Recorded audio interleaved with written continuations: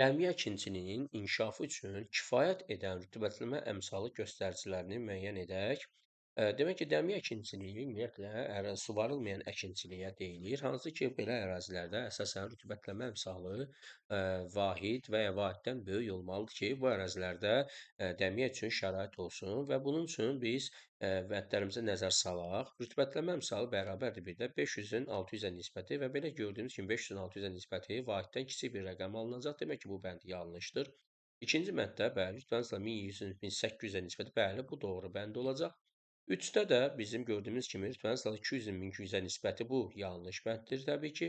Digər bənddə rütubətləmə misalı 4-də 1500-ün 1200-ə, bəli, bu doğru bənddir. Vahiddən böyük çıxır cavab. 5-ci bənddə rütbə misalı yenə bərabərdir. 600-ün 450-yə nisbət, bəli, bu da doğru bənddir bizim üçün. Və 6-da isə rütbə misalı 3500-ə nisbətdir və bu yanlış bənd olacaq. Demək ki, bizim burada doğru bəndlərimizi götürsək, 2, 4 və 5 bizim doğru bəndlərimiz olacaq.